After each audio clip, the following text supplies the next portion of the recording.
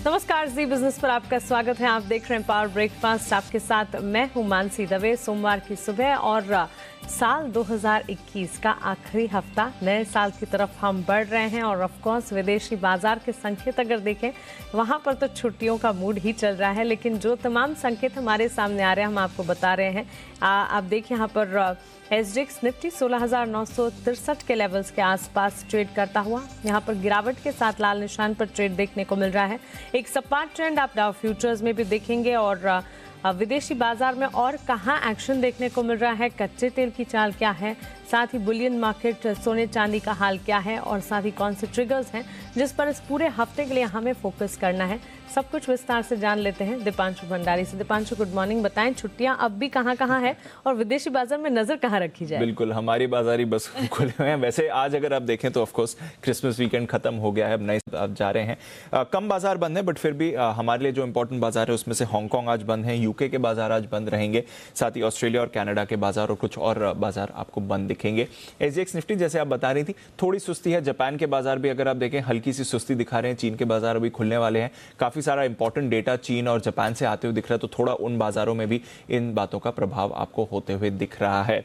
वैसे अगर आप देखें तो ये साल का आखिरी हफ्ता है, जैसे हमने भी आपको फ्राइडे के सेशन में बताया, बाजार के लिए यूजुअली अच्छा होता है। ऑन एवरेज अगर आप देखें तो निफ्टी भी आपको अच्छी गेन्स दिखाता है। और अगर मैं यूएस के बाजारों की बात करूं तो अगेन पिछले लगभग 90 साल का अगर आप डेटा देखें तो वो ये दिखाता है कि 80% के समय बाजार यहां पर आपको पॉजिटिव गेन्स ही दिखाता है, यानी कि ज्यादातर रुझान बाजार का पॉजिटिव ही रहता है। इस आखिरी हफ्ते में वॉल्यूम्स कम होते हैं, उसका थोड़ा इंपैक्ट वॉलेटिलिटी पर आपको जरूर आते हुए दिखा है, बट अगर आप एवरेज रिटर्न्स देखें तो यूएस बाजार करीब 1.5% ऊपर, 1.5 से 1.25% ऊपर की गेन इस समय दिखाते हैं जहां तक बाजार के एक्शन का सवाल है। तो ज्यादातर पॉजिटिव रिटर्न की ही एक्सपेक्टेशन आपको रहती है।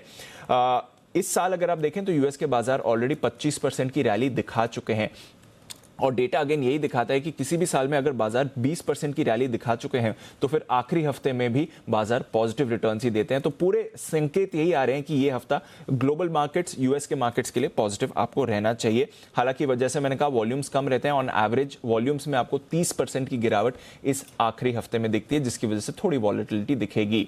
2-3 और खबरें हैं ग्लोबल फैक्टर्स की वजह से जहां पर आपको रखनी है नजर, और ये है कोरोना के बढ़ते मामले। हम देख रहे हैं यूएस में पिछले हफ्ते लगभग दिन के 2 लाख नए मामले सामने आते दिख रहे थे। यूके, फ्रांस, जर्मनी, अन्य यूरोपियन देशों में जो अभी के मामले आ रहे हैं वो रिकॉर्ड दर्ज पर है, यानी कि पहली 2 वेव्स में जैसे मामले आए थे उससे भी ज्यादा इस समय नए मामले सामने आते हुए दिख रहे हैं।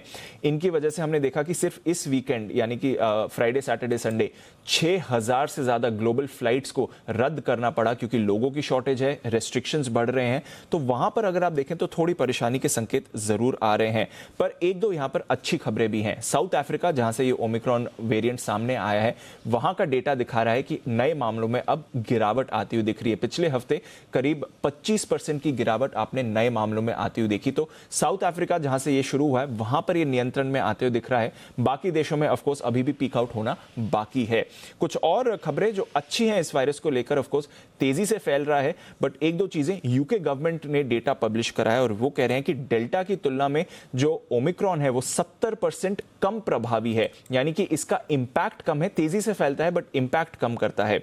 दूसरा इनका डेटा आ रहा है कि इससे अभी तक सिर्फ 14 लोगों की मौत हुई है और वो भी +50 के एज ग्रुप में थे, यानी कि बिलो 50 के एज ग्रुप में ये ज्यादा इंपैक्ट आपको नहीं कर रहा है।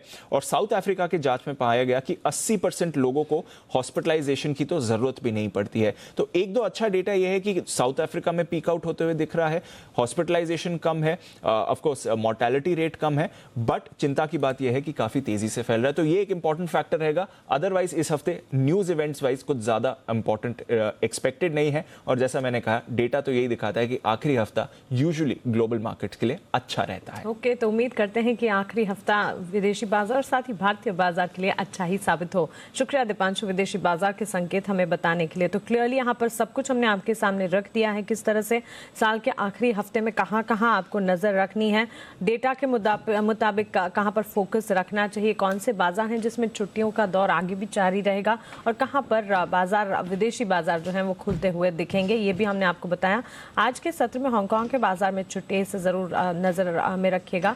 एसडीएक्स निफ्टी हम देख रहे हैं हल्की कमजोरी दिखा रहा है, लेकिन कोरोना के बढ़ते मामले ऑफकोर्स यहाँ पर जिस तरह से दीपांशु में समझा गया, यहाँ पर इसका प्रभाव इतना ज्यादा नहीं है, लेकिन मामले जो हैं लगातार बढ़ते हुए दिख रहे हैं और इसी के चलते प्रतिबंध भारत में भी लगाए जा रहे हैं। रेस्ट्रिक्शंस धारा 144 कई राज्यों में फोकस यहाँ पर कोरोना के बढ़ते मामलों पर दिख रहा है। हिदायत यही है कि इस नए साल में अपना पूरा ध्यान रखें और अगर हो सके तो घर पर ही रहकर नए साल का स्वागत करें। चलिए आगे बढ़ते हैं और जान लेते हैं कि शुक्रवार के ट्रेडिंग सेशन में एफआईएस डीआईएस ने क्या किया है। फंड एक्शन जान लेते हैं। यहाँ पर एफआईएस डीआईएस की तरफ से हमारे पास बिकवाली के आंकड़े आते हुए दिखे हैं। छुट्टी में ही जाते हुए दिख रहे हैं एफआईएस डीआईएस भी। आप देखिए 715 करोड़ की बिकवाली कैश मार्केट में एफआईएस ने की है। 4,825 करोड़ की बिकवाली एफआईएस ने यहाँ पर वायदा बाजार में की है और करीब 43 करोड़ की बिकवाली कैश मार्केट में डीआईएस की तरफ से भी आती हुई दिख रही है।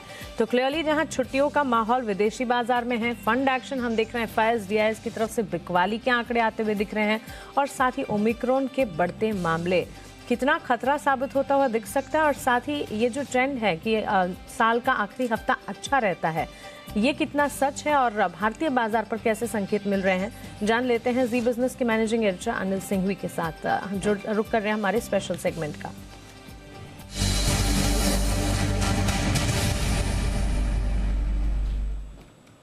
Anil sir, good morning sir. ज्यादातर विदेशी बाजार में अभी छुट्टियों का दौर है, ऑफकोर्स आज से कुछ बाजार खुलते हुए भी दिखेंगे।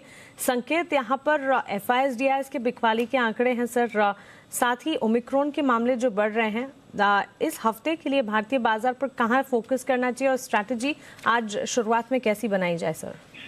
Good morning Mansi. देखिए, संकेत मिले जुले हैं, कोई बहुत अच्छे है और बहुत खराब नहीं है। ग्लोबल मार्केट क्योंकि शुक्रवार को बंद थे तो आज डाउ फ्यूचर्स के हिसाब से हम थोड़ा ट्रेड करने की कोशिश करेंगे। हमारे बाजार 17,000 के लेवल के आसपास बंद हुए तो बिल्कुल जो ट्रेडिंग रेंज है उसके बीचों बीच में है। मेरा ये समझना है कि जितना ज्यादा गैप से नीचे खुलेंगे उतना जल्दी नीचे से सपोर्ट लेकर बाजार रिकवरी की कोशिश करेंगे। फ्लैट खुले और अगर ऊपर जाने की कोशिश की तो वहां पर प्रॉफिट बुकिंग भी आएगी, यानी कि रेंज बाउंड बाजार है, दोनों तरफ के ट्रेड आपको मिल सकता है। ऐसे में जो शुक्रवार के लोज है 16,900 के आसपास के, वो इम्पोर्टेंट है।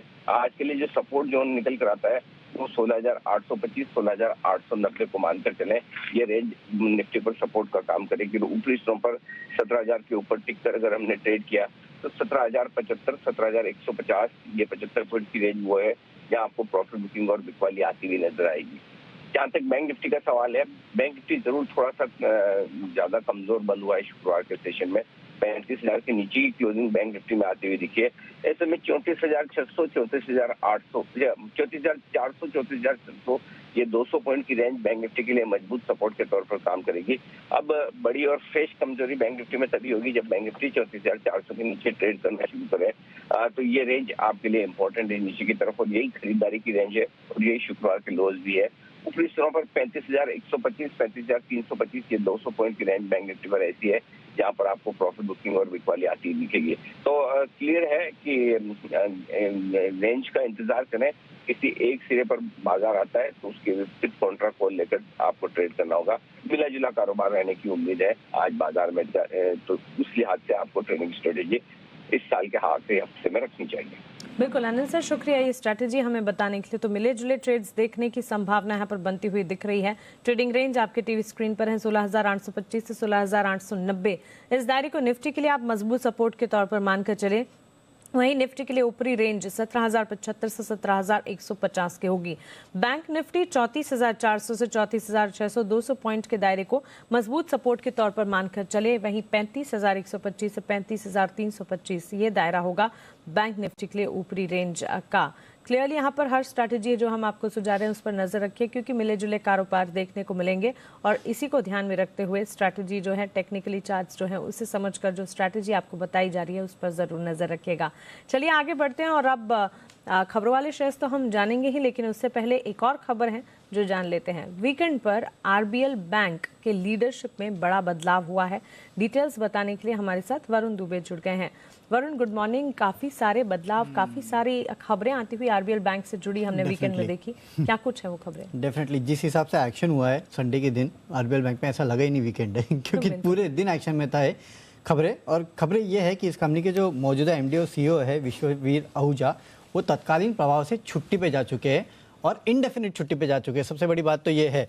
और कोइंसिडेंस ये है, अब इसको कोइंसिडेंस कहे कि जो भी कहें, लेकिन आरबीआई ने अपने जो प्रतिनिधि है योगेश दयाल, उनको बोर्ड पे एज अंतरिम डायरेक्टर नियुक्त किया और साथ ही साथ इस कंपनी के एमडी जो है वो छुट्टी पे चले गए हैं। तो कहीं ना कहीं इसके चलते बड़ा सवाल जो है वो आरबीएल बैंक पे उठा है। फिलहाल बोर्ड के जो मौजूदा ईडी है राजीव आहूजा, उनको अंतरिम एमडी और सीईओ नियुक्त किया गया है। हालांकि बैंक ने कल कॉन्फ्रेंस कॉल की थी और उसमें सफाई देने की पूरी कोशिश की कि देखिए हमारे बैंक में एसेट क्वालिटी को लेकर कोई इशू नहीं है, बैंक के जो ऑपरेशन है वो अच्छे से चल रहे हैं। जो विश्ववीर आहूजा है उनको छुट्टी पे जाना था, इसके लिए वो छुट्टी पे चले गए फॉर सम अदर रीजंस, और इसके बैंक के परफॉर्मेंस से कोई लेना देना नहीं है। लेकिन लगता नहीं है कि कहीं ना कहीं कन्विंस हुए हैं लोग, वो तो आज पता चलेगा जिस तरह से रिएक्शन देखने मिलेगा। साथ ही साथ इन्होंने ये भी कहा है कि आरबीआई से बैंक को पूरा सपोर्ट है, लेकिन all India bank employee association, इन्होंने कहीं ना कहीं सरकार से गुहार लगाई है कि आरबीएल मामले में अब फाइनेंस मिनिस्ट्री को भी कहीं ना कहीं बीच में आके दखल देना चाहिए और उस पूरे मामले पे जांच करनी चाहिए और क्लैरिटी लानी चाहिए कि एक्चुअली हो क्या रहा है। लेकिन ओवर द वीकेंड डेवलपमेंट यही हुआ है कि इसके एमडी और सीईओ जो है विश्ववीर आहूजा, वो छुट्टी पे जा चुके हैं और जो इनके ईडी थे राजीव आहूजा, उनको अंतरिम एमडी एंड सीईओ जो है वो नियुक्त किया गया है। देखना होगा इसका असर क्या है। लेकिन इसके अलावा मार्केट में और एक खबर चल रही है और खबर ये है कि हो सकता है कि राकेश झुनझुनवाला जी और आर.के. डमानी जी आरबीआई से 10% हिस्सेदारी इस बैंक में खरीद सकते हैं। इस तरह का प्रस्ताव उन्होंने दिया। ये मीडिया रिपोर्ट्स है, कुछ न्यूज़पेपर रिपोर्ट्स है जो कि ये बातें कह रही है। इस पर अभी तक कोई क्लैरिटी नहीं है, अभी तक कोई ऑफिशियल स्टेटमेंट नहीं आया है, लेकिन हाँ इस तरह की बातें भी चल रही है मार्केट में। तो देखते हैं कितना इम्पैक्ट होता है एमडी एंड सीईओ। वैसे तो मानसी छुट्टी पे तो दिसंबर में सब जाते हैं, लेकिन ऐसे कोई अचानक छुट्टी ले ले इनडेफिनिट पीरियड, अब पता नहीं आएंगे नहीं आएंगे, भगवान जाने। चलिए, तो आरबीएल के मैनेजमेंट में काफ़ी सारे बदलाव फिलहाल दिख रहे हैं और साथ ही मीडिया रिपोर्ट्स के तहत जो खबरें आ रही हैं वो भी हमने आपके सामने रखी। देखते हैं स्टॉक में रिएक्शन क्या दिखता है। लेकिन ट्रिगर्स और खबरों वाले शेयर्स भी वरुण क्या होंगे बताएं? ओके, ट्रिगर्स में सबसे पहले तो एचपी एडेसिव्स की आज लिस्टिंग होने वाली है, तो यहाँ पे नजर रखेगा। इशू प्राइस 274 का है।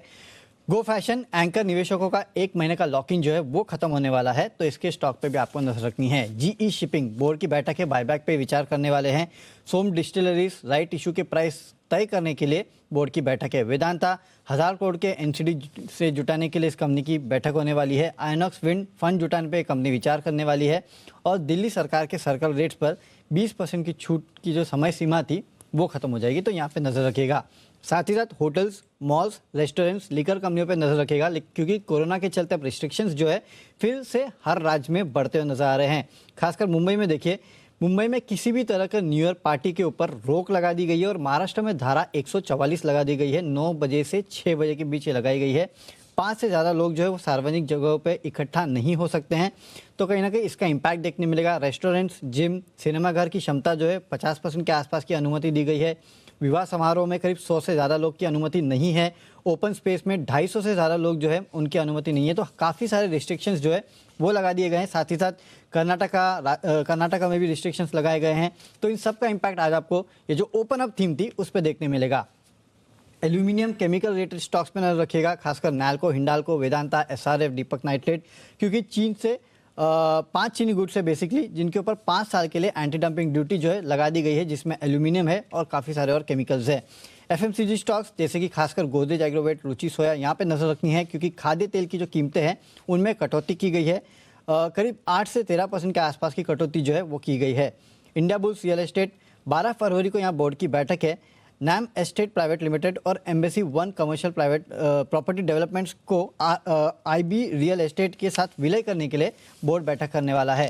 कैडिला हेल्थ पे नजर रखेगा, क्योंकि यहाँ सेंटिमेंटल इम्पैक्ट देखने मिलेगा। 12 से 18 साल के बच्चों के लिए जो वैक्सीन है उसको मंजूरी मिली है, तो इसका एक सेंटिमेंटल इम्पैक्ट जो है आपको यहाँ देखने मिलेगा। और ल्यूपिन यहाँ पे नजर रखेगा, क्योंकि ओरल सस्पेंशन के लिए इस्तेमाल किए जाने वाली एक दवा है जिसको यूएस एफडीए से मंजूरी मिली है, तो इसका इम्पैक्ट आपको आज ल्यूपिन पे देखने मिलेगा। ओके वरुण, शुक्रिया ये तमाम खबरें हमें बताने के लिए। तो ढेर सारी खबरें हैं, कई सारे ट्रिगर्स हैं जिस पर हमें नज़र रखनी होगी, और बाजार काफ़ी कुछ चीज़ें हैं जिस पर रिएक्ट करता हुआ दिखेगा। ऑफकोर्स ओमिक्रॉन के जो बढ़ते मामले, इसके चलते प्रतिबंध लगाए जा रहे हैं तमाम राज्यों में, उसका एक इम्पैक्ट जो अनलॉक थीम है उससे जुड़े शेयरों में देखने को मिल सकता है। तो ये तमाम स्टॉक्स हैं, ये खबरें हैं जिस पर आपको नज़र रखनी है। लेकिन चलिए आगे बढ़ते हैं और जान लेते हैं कि ट्रेडिंग कॉल्स आज के लिए कौन सी हैं। 2 कॉल्स हैं। एक चॉइस ब्रोकिंग की राय है जेके लक्ष्मी सीमेंट पर खरीदारी की राय, करीब 1.5% की तेजी हमने शुक्रवार के सेशन में कमजोर बाजार में भी इस स्टॉक में देखी थी। आज भी तेजी के अनुमान है। यहाँ पर 580 के टारगेट्स को मानकर चले 530 का स्टॉप लॉस लगाकर खरीदारी का मन बनाया जा सकता है। आनंद राठी सिक्योरिटीज की राय कावेरी सीड्स पर है, करीब 2% की तेजी इस स्टॉक ने भी दिखा दी थी। 2-2.25% की बढ़त के साथ शुक्रवार के ट्रेडिंग सेशन में स्टॉक ट्रेड कर रहा था। 560 के टारगेट्स आपको आज देखने को मिल सकते हैं। 531 की आखिरी क्लोजिंग रही, 560 तक जा सकता है। 515 का एक स्टॉप लॉस जरूर लगाएं और खरीदारी का मन यहाँ पर भी बनाया जा सकता है। तो क्लियरली जेके लक्ष्मी सीमेंट और साथ ही कावेरी सीड्स 2 ट्रेडिंग कॉल्स आपके लिए। लेकिन चलिए अब आगे बढ़ते हैं और जान लेते हैं कि बाजार पर मार्केट एक्सपर्ट का आउटलुक क्या है। इस पर बात करने के लिए हमारे साथ सेंट्रम ब्रोकिंग के नीलेश जैन जुड़ गए हैं।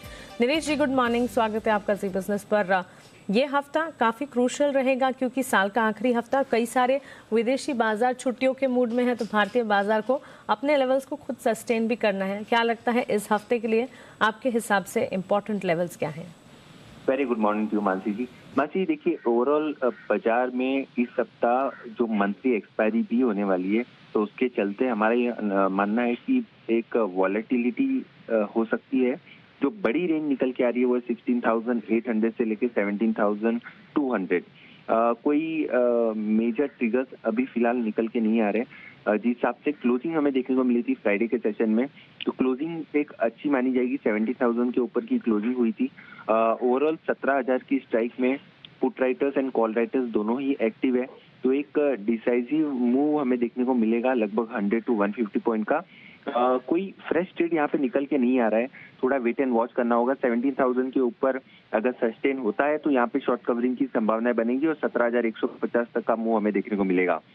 वहीं अगर बैंक निफ्टी की बात करें तो देखिए, बैंक निफ्टी की क्लोजिंग इतनी अच्छी नहीं थी और लगातार एक अंडर परफॉर्मर साबित हुआ है। पिछले सप्ताह भी हमने ऊपरी शहरों से दबाव देखा था। बैंक निफ्टी में थोड़ा सा वीक नजर आता है। 34,500 से लेके 34,300 तक के लेवल बैंक निफ्टी में डाउन साइड में दिखा सकता है। तो बैंक निफ्टी में उछाल पे बिकवाली करने की सलाह होगी। कोई मेजर यहाँ पे अपसाइड के ट्रिगर नजर नहीं आते हैं। क्लियरली बैंक निफ्टी ज़्यादा अंडर परफॉर्म करते हुए हमने पिछले पूरे हफ्ते देखा, और इसी के चलते यहाँ पर बिकवाली के ट्रेड्स नीलेश जी की तरफ से ज़्यादा बेहतर साबित होते हुए दिख सकते हैं। नीलेश जी, स्टॉक स्पेसिफिक एक्शन कहाँ देख रहे हैं? कोई स्टॉक कॉल्स जो आप बताना चाहेंगे? बिल्कुल मानसी, देखिए स्टॉक स्पेसिफिक एक्शन लगातार हम देख रहे हैं। पिछले सप्ताह भी देखा पॉजिटिव साइड में बहुत सारे स्टॉक्स आउट परफॉर्मर साबित हुए हैं, तो दोनों ही खरीदारी के काउंटर हैं। सबसे पहले खरीद के चलने की सलाह होगी कोरोमंडल इंटरनेशनल को। देखिए ये पर्टिकुलर काउंटर निचले स्तरों से एक शार्प रिकवरी के आसार दिखा रहा है, तो यहाँ पे खरीद के चलने की सलाह होगी 731 के स्टॉप लॉस से 775 के टारगेट्स के लिए। वहीं दूसरा जो काउंटर होगा खरीदारी का वो है नाम इंडिया। इस पर्टिकुलर काउंटर में भी एक bullish engulfing sort of pattern हमें देखने को मिला था। 330 के स्टॉप लॉस से इसे खरीद के चल सकते हैं 350 के टारगेट्स के लिए। ऑल राइट, तो क्लियरली 2 स्टॉक्स हैं नीलेश जी की तरफ से, लेकिन साथ ही नीलेश जी सेक्टर स्पेसिफिक बाजार पर आपका नजरिया भी मैं जानना चाहूंगी। पिछले पूरे हफ्ते जब उतार चढ़ाव बाजार में, इनफैक्ट पिछले 2 हफ्तों से जब उतार चढ़ाव हम बाजार में देख रहे हैं, आईटी स्पेस है जो कि परफॉर्म करता हुआ दिखा है, सरप्राइज भी किया है कई बार, जहां गिरावट में आईटी स्पेस ने अच्छी तेजी दिखाई। और पिछले हफ्ते शुक्रवार के दिन भी निफ्टी आईटी इंडेक्स करीब 365 पॉइंट्स की तेजी दिखा रहा था। क्या लगता है यहाँ पर आईटी सेक्टर और कोई पर्टिकुलर सेक्टर जिस पर आप फोकस करना चाहेंगे? बिल्कुल मानसी, देखिए लगातार 2 कॉन्जिक्यूटिव वीक और थ्रू आउट दी वीक हमने आईटी एज ए सेवियर वहां पे आउट परफॉर्मेंस देखा था और लगातार हमने आईटी स्टॉक्स पे खरीदारी की सलाह दी है। अभी भी हमारा कन्विक्शन आईटी सेक्टर पे बना हुआ है। जिस हिसाब से एक फॉलिंग चैनल का ब्रेकआउट आईटी इंडेक्स पे हमें देखने को मिला है, तो 38,500 से लेके 40,000 तक के निफ्टी आईटी इंडेक्स में हमें टारगेट देखने को मिल सकते हैं और अभी भी यहाँ पे फर्दर अपसाइड के आसार नजर आते हैं। कुछ स्टॉक्स में यहाँ पे हाईलाइट करना चाहूंगा। इंडेक्स हैवीवेट्स में से होंगे TCS एंड इन्फोसिस, ये 2 काउंटर, टेक महिंद्रा, ये कोई पर्टिकुलर काउंटर है IT स्पेस में जो हमें अच्छे लगते हैं। Mid cap and small cap ITs की बात करें तो BSOFT, KPIT, LTI, LTTS, इन स्टॉक्स पे नजर रखनी चाहिए। सॉरी। और अगर हम दूसरे सेक्टर्स की बात करें तो FMCG सेक्टर एक एज ए डिफेंसिव, हमें यहाँ पे भी कुछ इंडिकेशंस मिल रहे हैं कि यहाँ पे हमें पुल बैक देखने को मिलेगा। तो IT के साथ साथ FMCG पे भी फोकस करना चाहिए। बैंकिंग जैसे हमने ऑलरेडी मेंशन किया है, यहाँ पे दबाव देखने को मिला, ओवरऑल फाइनेंशियल्स पे हमें दबाव देखने को मिलेगा। ओके नीलेश जी, शुक्रिया ये तमाम जानकारी के लिए, सेक्टर पर अपना आउटलुक बताने के लिए और अपने स्टॉक स्पेसिफिक रिकमेंडेशन भी हमें बताने के लिए। तो ये तो हुई इक्विटी मार्केट्स की बात, लेकिन कमोडिटी बाजार में आज की रणनीति समझते हैं। हमारे साथ मोतीलाल ओसवाल कमोडिटीज के अमित सजेजा जी जुड़ गए हैं। अमित जी गुड मॉर्निंग, स्वागत है आपका जी बिजनेस पर। कमोडिटी मार्केट्स में एक फ्लैट ट्रेंड हमने देखा, इनफैक्ट गोल्ड सिल्वर की अगर बात करें और 3 दिनों की तेजी पर कच्चे तेल में भी ब्रेक लगता हुआ दिखा है। सबसे पहले बुलियन मार्केट और उसके बाद एनर्जी पैक पर आपका नजरिया क्या होगा? जी गुड मॉर्निंग। देखिए जो फ्राइडे को कोर पीसी यानी इन्फ्लेशन का डेटा आया US से, उसके बाद हमने स्पॉट गोल्ड को दोबारा $1810 के ऊपर चलते हुए देखा है। तो इसके चलते डोमेस्टिक मार्केट्स में भी मेरा मानना है कि जो एक तेजी का असर है वो रहेगा, और हमने 47,800 के करीब टेक्निकली भी सपोर्ट लेते हुए देखा है। तो इंट्राडे डिप 48,000 के नीचे जब भी मिले तो एक बाइंग अपॉर्चुनिटी मिलनी चाहिए, और 48,300 तक के लक्ष्य लेके चला जा सकता है। सिमिलरली सिल्वर में भी मेरा मानना है कि रिलेटिवली स्ट्रेंथ अच्छी दिखी है बेस मेटल्स में तेजी के चलते, तो बाय ऑन डिप की रणनीति होगी 61,700 से 800 के बीच, और अपसाइड में 62,700 से 63,000 तक के भी लक्ष्य हमें सिल्वर में देखने मिल सकते हैं। वहीं एनर्जी कॉम्प्लेक्स में जैसे आपने बताया कि 2-3 दिन की तेजी के बाद एक हल्की सी गिरावट है, लेकिन ओवरऑल जो रुझान है वो ऊपर की तरफ दिखाई दे रहा है, और ऐसा लगता है कि 5600 तक के स्तर हमें डोमेस्टिक बाजार में देखने मिलेंगे। तो यहाँ पर भी 5480 से 5460 के जोन में बाइंग की सलाह देना चाहूँगा, और लगभग 5600 के लक्ष्य लेके चला जा सकता है। बिल्कुल अमित जी, शुक्रिया रिकमेंडेशन हमें बताने के लिए, हमारे साथ जुड़ने के लिए। तो क्लियरली गोल्ड सिल्वर और क्रूड में अब भी खरीदारी के मौके यहाँ पर दिख रहे हैं। एक फ्लैट ट्रेंड कमोडिटी मार्केट्स में हमने देखा है। आज जब एक्शन कितना बढ़ता है देखेंगे, लेकिन चलिए पावर ब्रेकफास्ट को यहीं समेट रहे हैं। आगे आपके लिए लेकर आएंगे ट्रेडर्स डायरी। आप बने रहें जी बिजनेस के साथ। नमस्कार।